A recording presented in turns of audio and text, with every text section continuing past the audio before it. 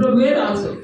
ఆ పరలోకమందు ఆసీన వేయండి కుడివైపున ఒకరును ఎడవైపున కొద్దిమంది ఉన్నప్పుడు కుడివైపున ఉన్న వారిని చూసి నా తండ్రి చేత ఆశీర్వాదింపబడిన వారులారా రండి, లోకము పుట్టినది మొదలుకొని మీ కొరకు సిద్ధపరచబడిన రాజ్యమును స్వతంత్రించుకోండి. ఏం చేయాలంట? స్వతంత్రించుకోవాలి. ఆ రాజ్యమును స్వతంత్రించుకోవాలంటే మన ప్రక్రియ ఎలా ఉండాలి? కీడుకు ప్రతి కీడు చేయకూడదు, దూషణ మాటలు మన నుంచి బయటకు వెళ్ళకూడదు. గమనించండి. అన్నిటిగానే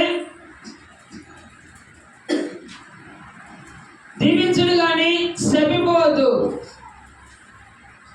ఇక దీవెనలకు ఆశీర్వాదాలకు పాత్రలుగా మొట్టమొదటిగా ఆదాము అవ్వను దేవుడు ఆశీర్వదించినప్పుడు ఏం చెప్పాడు?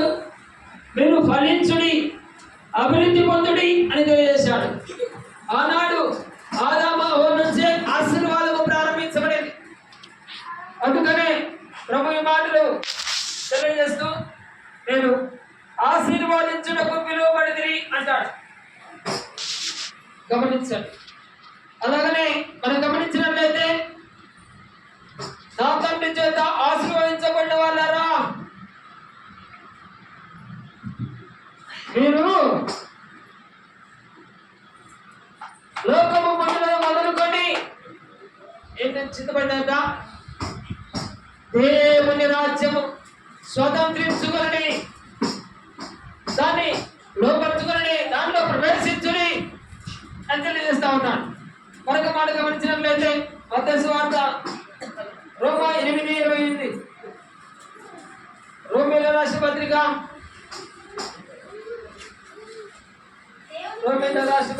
8వ అధ్యాయం 28వ వచనం.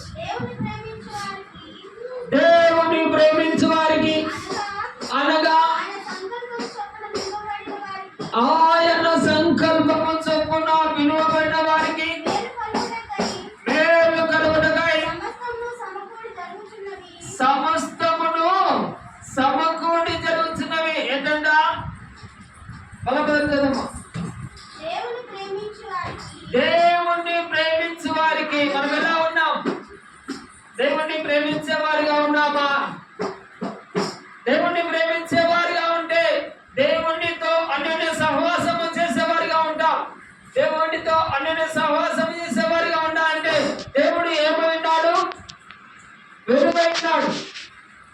వెలుగైనటువంటి మనము వెలుగు సంబంధులుగా ఉంటే, ఆయనతో అన్యోన్య సహవాసం చేసేవారిగా ఉంటే మనము ఆయన సంబంధులుగా ఉంటాం. చూద్దాం. ఆయన సంకల్పము చొప్పున పిలువబడ్డ వారికి. గమనించండి. ఎవరైనా ఆ దేవుని ఆకర్షణ లేదే దేవుని సన్నిధిలో ప్రవేశించడానికి కూడా సరిపోము అనే రానికి అవకాశము దొరకదు. మనం అనుకుంటాము నేను వదిలి సిద్ధపడి వచ్చాను, కానీ దేవుని ఒక ప్రణాళిక నీ ఎందుంది కాబట్టి నువ్వు దేవుని సన్నిధిలో కూర్చోగలిగినావు. దేవుని ప్రణాళిక లేని వారు దేవుని సన్నిధిలోకి అడుగుపెట్టడానికి కూడా మనస్సు నిలకడగా ఉండదు.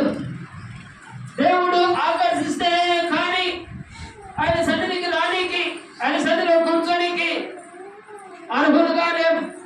అయితే ఆయన ఆకర్షణ కొరకై వేచి చూసేవారిగా ఉండాలి. అందుకనే అంటాడు సమస్తము సమకూడి జరుగుతున్నవి. ఏమిటి అంట? దేవుణ్ణి ప్రేమించు వారికి ఆయన సంకల్పము చొప్పున పిలువబడిన వారికి. పిలుపు అనే మాట మనం గమనిస్తున్నాం. మొదటి పేతురు గ్రంథము 3వ అధ్యాయము 9వ వచనం మనం ఏం చదువుకున్నాం? ఆశీర్వాదమునకు వారసులవుటకు మీరు పిలువబడిరి. పిలుపు అనే మాట ఆయన సంకల్పము చొప్పున పిలువబడే వారికి అని మరొకసారి తెలియజేస్తా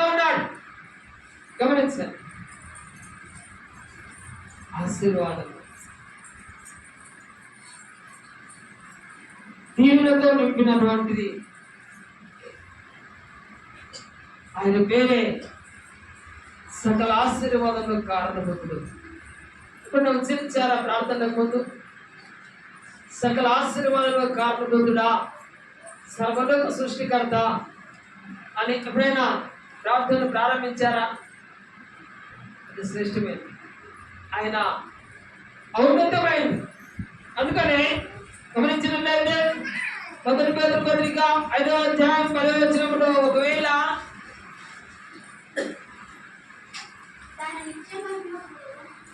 తన నిత్యమైన మహిమకు క్రీస్తునందు మిమ్మల్ని పిలిచిన సర్వకృపానిధి దేవుడు కొంచెము కాలము మీరు శ్రమపడిన పిమ్మట ఏంటంట? కొంచెము కాలము, ఒకవేళ మీరు శ్రమ పడవచ్చునేమో, అది కొద్ది కాలమే. ఆ శ్రమను చూసి తాళలేక ఇది నాకే ఎందుకు వచ్చింది, నాకే ఎందుకు సంభవించింది